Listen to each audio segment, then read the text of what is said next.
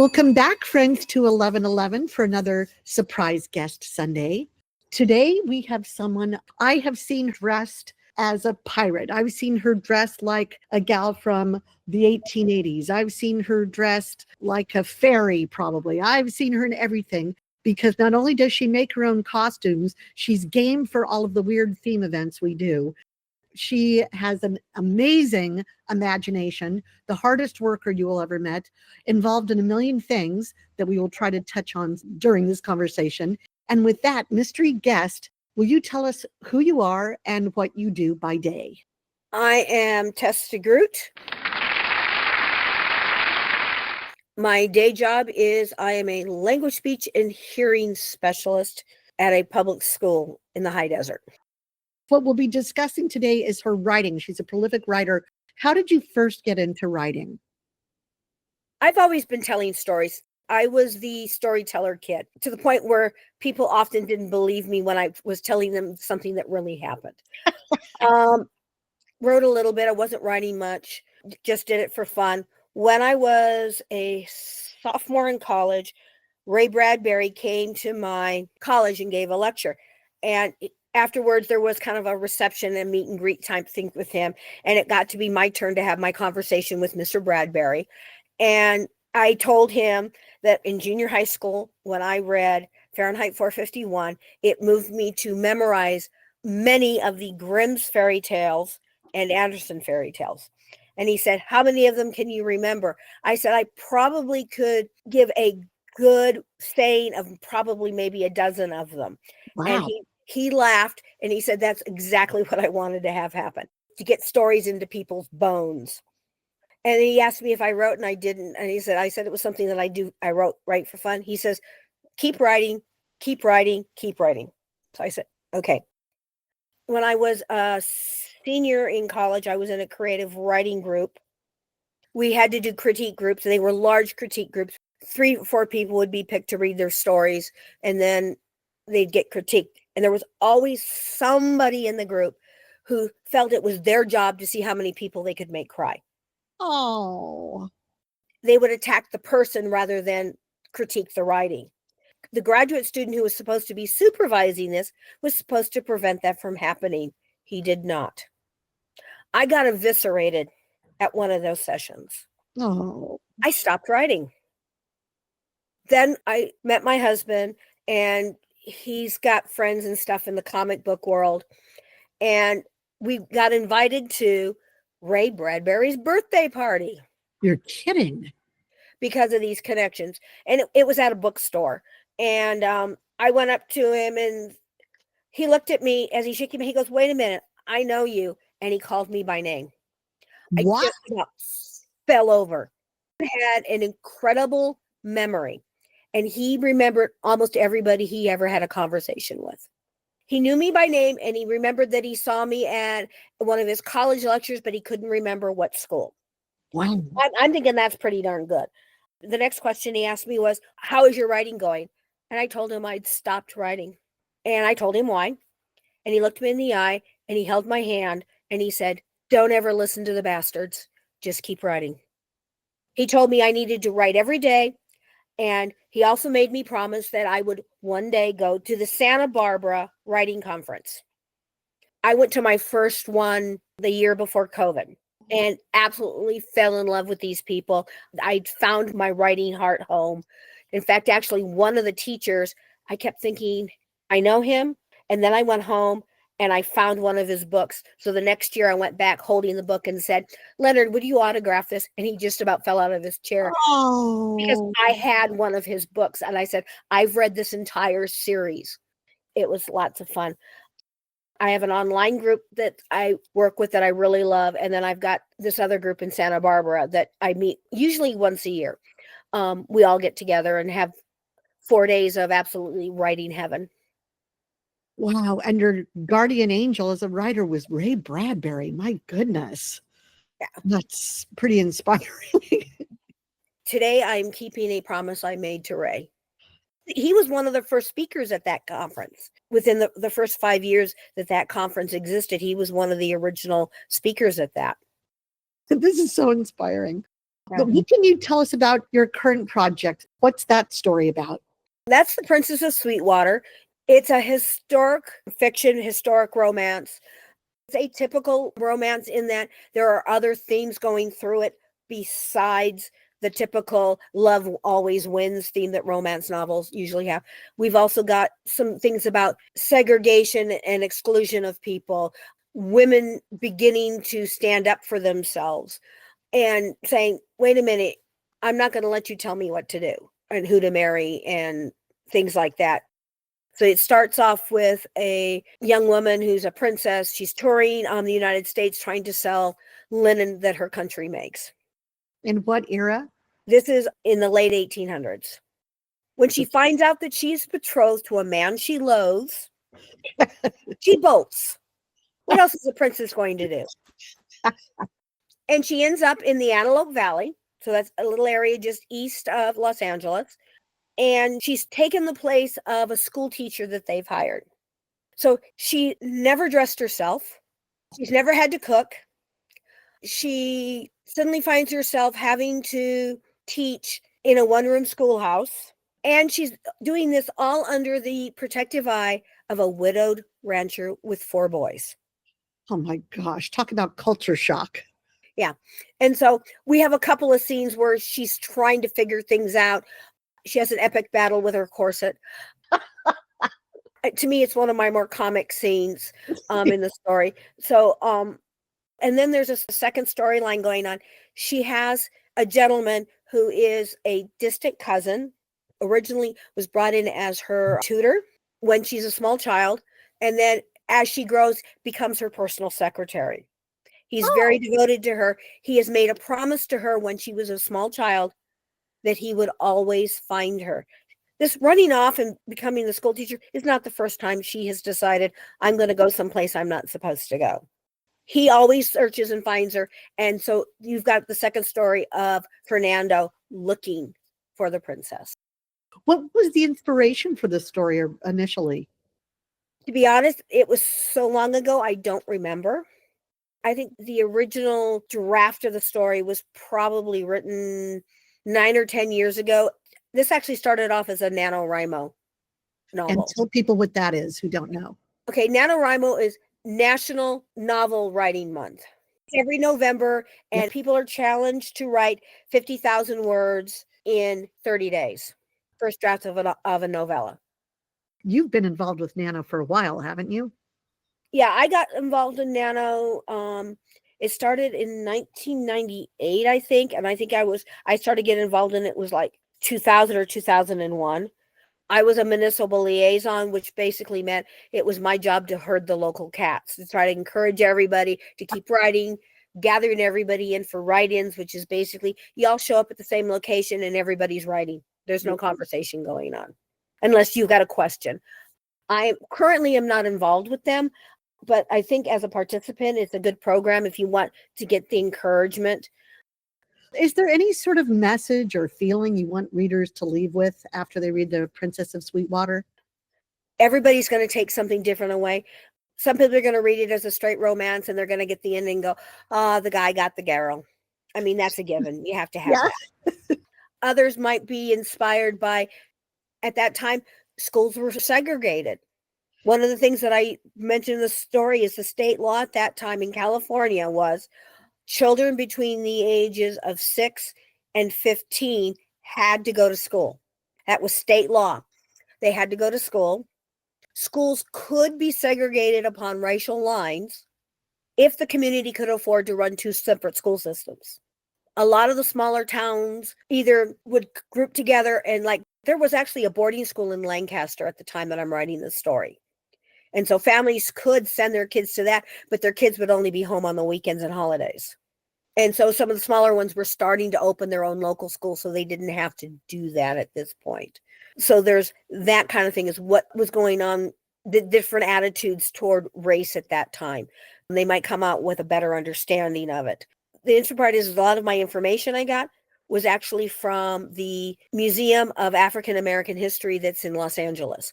They have some absolutely incredible reference librarians that will help you with information you need on things on any subject dealing with African American history in California. And I can't even remember in the acknowledgments. I think I left them out of the acknowledgments. So I'll acknowledge them here.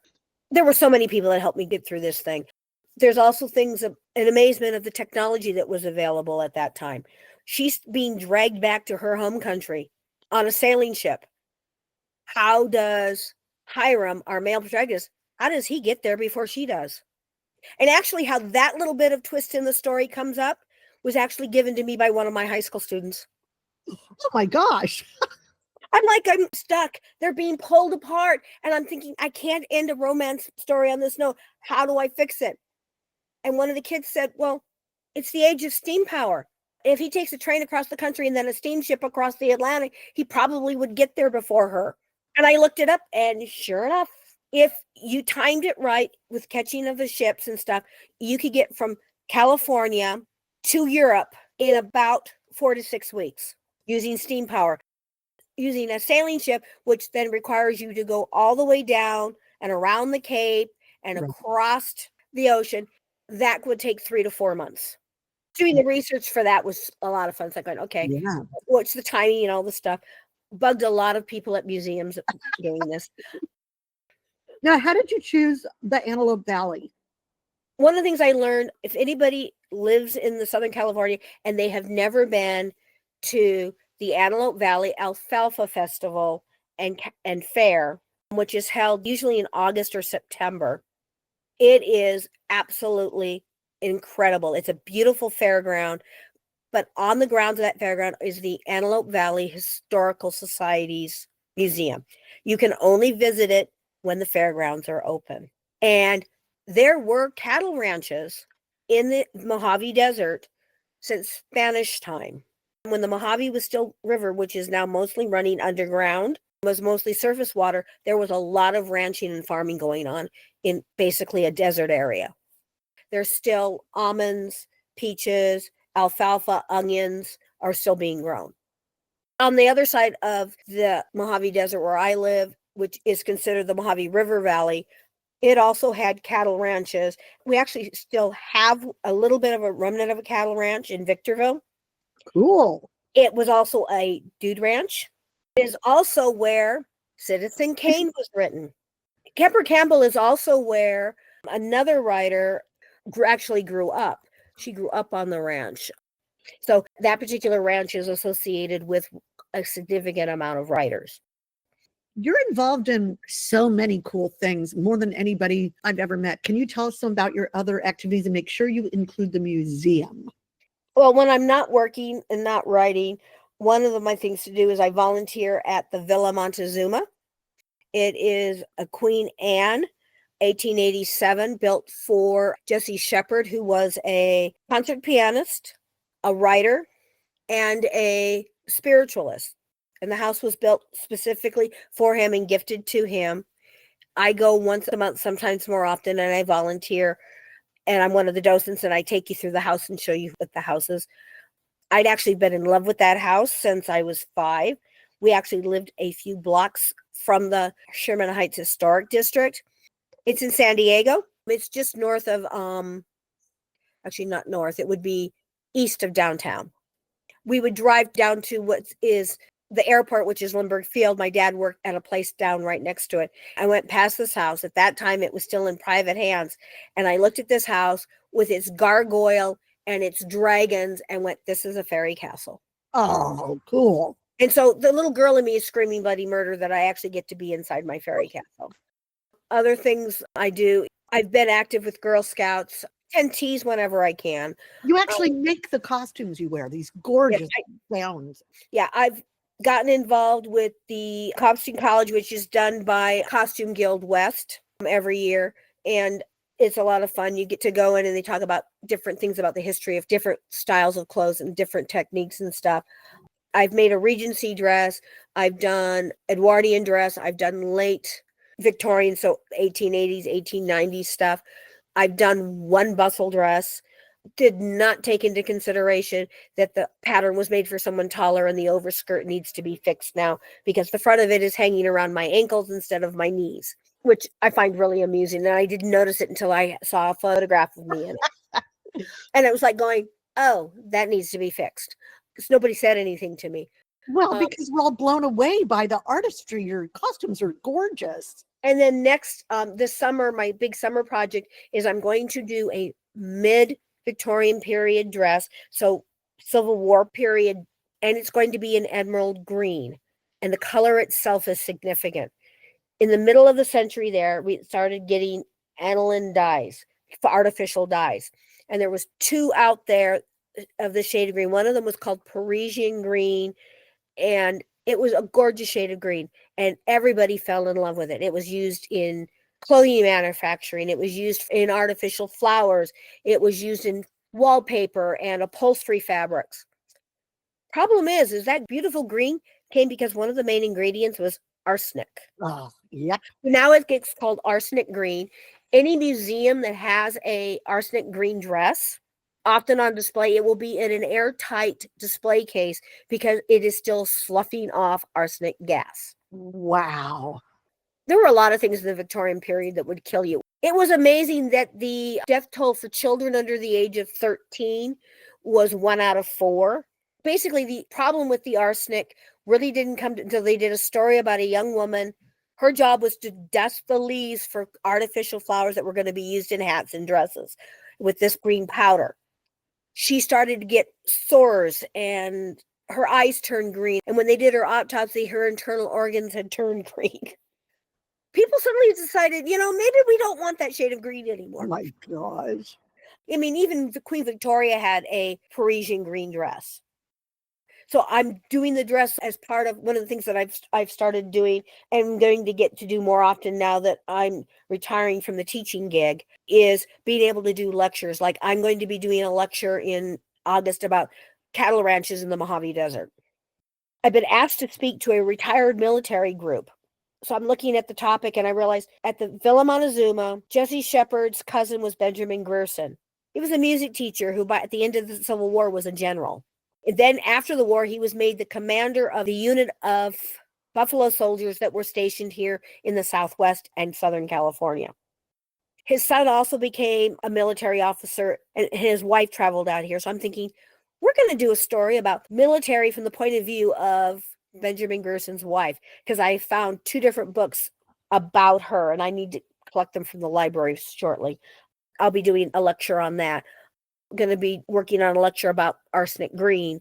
And so I'll be doing stuff like that, showing up at an event in a costume and then talking about something. Wow.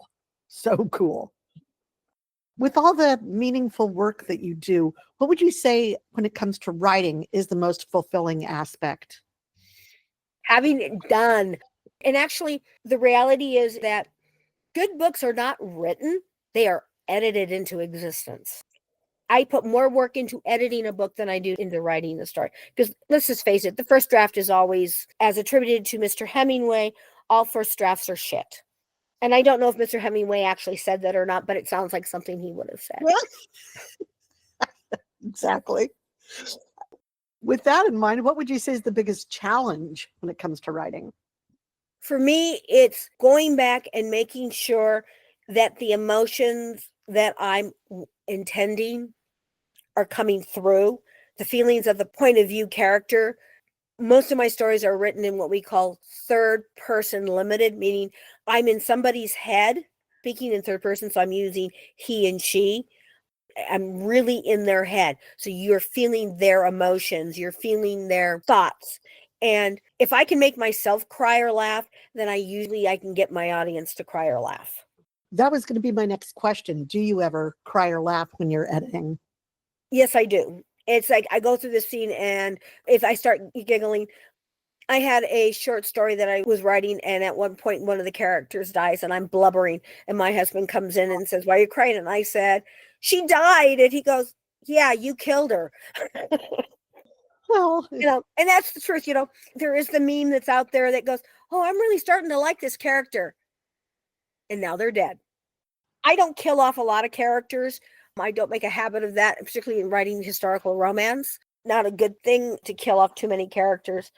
I do have one gentleman who does come to a righteous end because he's in this story, because he's such a sleaze. That's such a good way to put it. A righteous end. I love Yeah, it. but I'm not going to say more than that because it's spoilers. We don't want to give spoilers. But yeah, if I can feel the emotion in the scene, then the reader can. If I'm not feeling it, the reader's not feeling it. The story I just finished, the feeling that I wanted was more of a feeling of nostalgia, and I Ooh, think I hit it. So we're going to find out when I send it in for the short story competition and if it gets into the anthology or not. very nice. This is a question I've been asked, and I have the worst answer anybody's ever had, and I know yours will be a good one. Is there anything you can share about your writing process? My writing process, a lot of times it's just I'll see something or somebody will say something, and all of a sudden my little brain will go, what if? And I ask a question. I have a very long list of what ifs. I probably will die before I all the way through this what if list. I just added 3 more to it this week.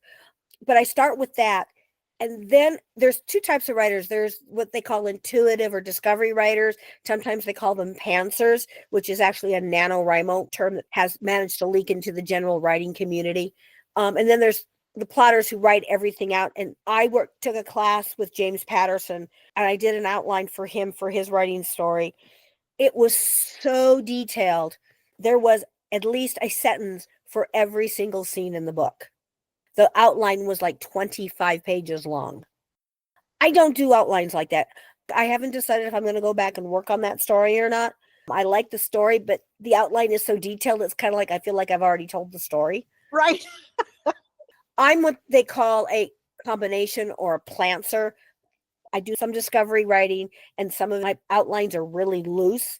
They're just basically an outline that goes, okay, this is where she's at. This is where he's at. This is how they meet. This is why they end up together. All of the different little problems they're going to have. And then in the end, they come together and how I want it to end. I start with that, and then I'll go back in and I'll fill in more little details. With historical fiction, I have to do research.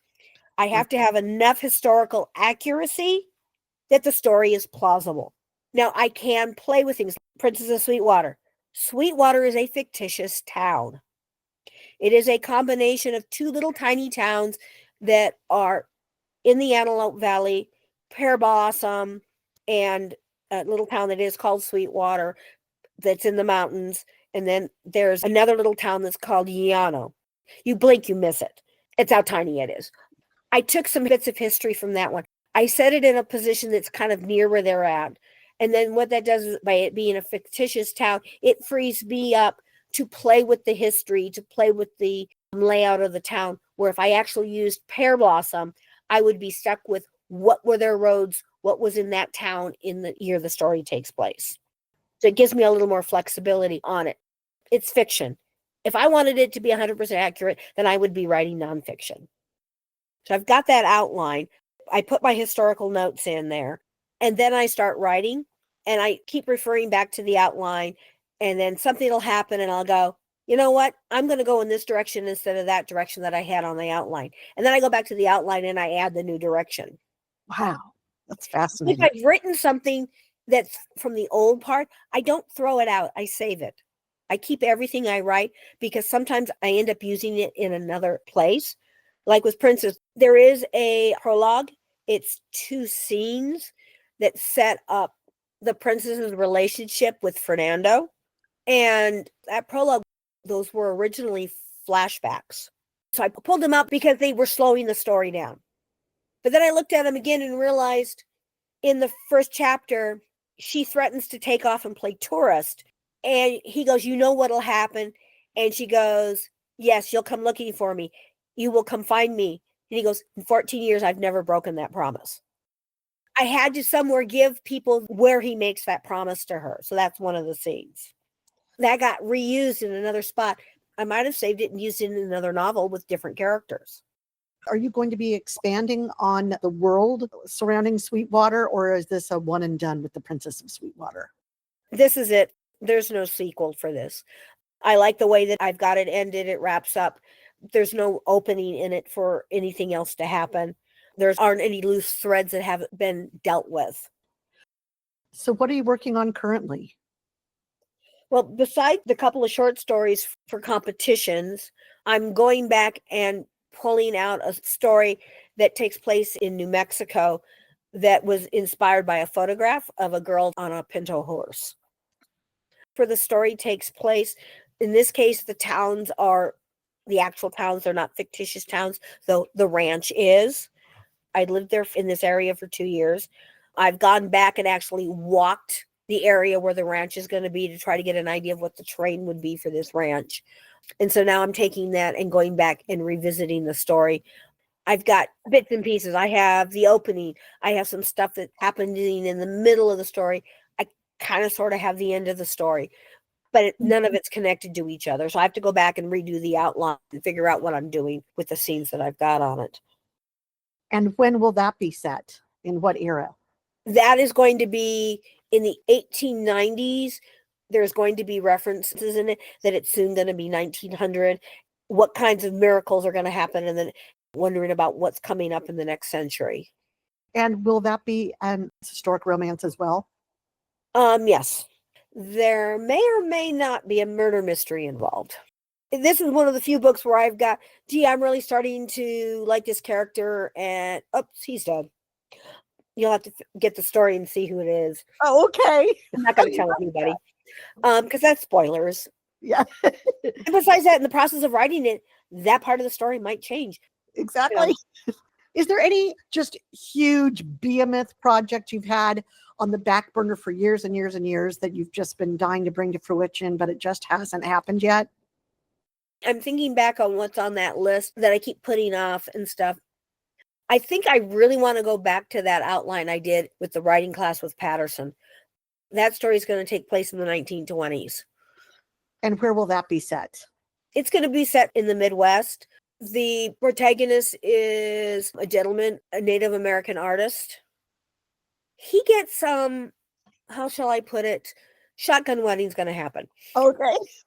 It's probably the nicest way that it's going to happen. And so we're going to have to deal with some racism and some other stuff in the story. So with everything you have going on between writing and all your other fascinating activities, what are you most looking forward to next? Retirement. I've been working in education. This is my 23rd or 24th year. Wow. And I'm like going, I'm tired. I worked for 20 years as an audiologist doing clinical work and then the education stuff. I'm like going, I'm done. I'm ready. That's fair.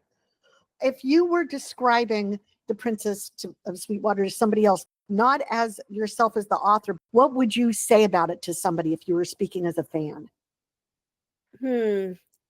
I think what I like about it is how Victoria, the princess, grows from being just a little bit spoiled, and there's a lot of things she's never been allowed to do for herself, and now she's doing them, and she's finding that she can dress herself, she can cook, she can run a schoolroom, a classroom. She's finding the confidence that, you know what, I'm more than just that princess title. I'm more than that. So there's a very steep learning curve for her in the story. She does find some guardian angels who don't know her secret, but they do know that she's a runaway. And they're the ones that keep saying, you can do this. We all need that other mother in our lives to encourage us.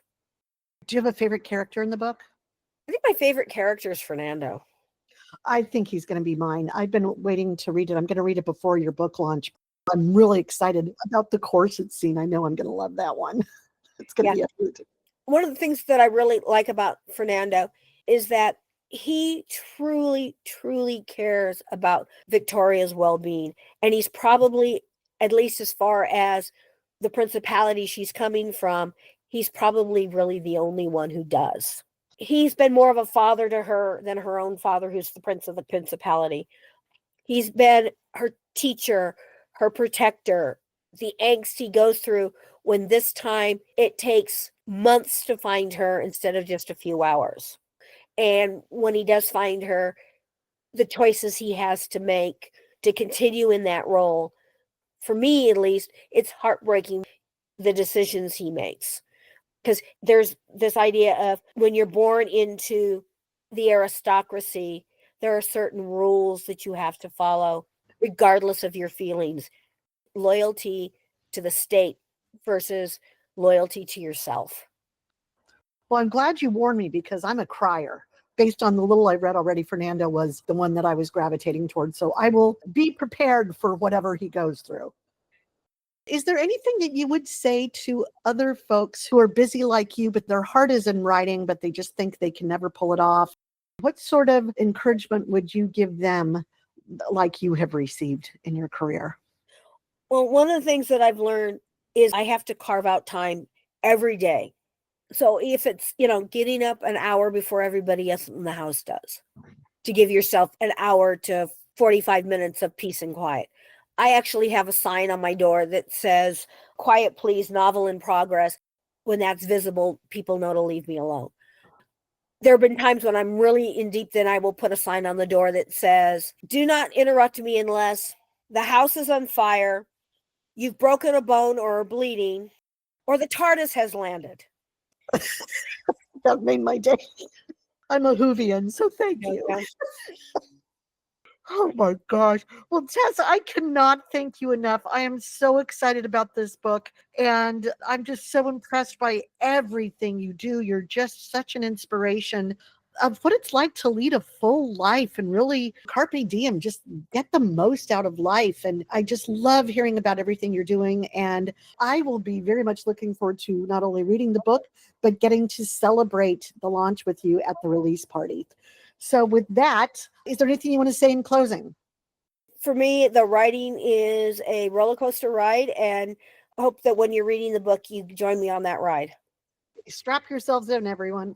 Thank you all for being with us today. This was an interview I was really looking forward to. And I will bid you all Chariste Som Tuta. Adios.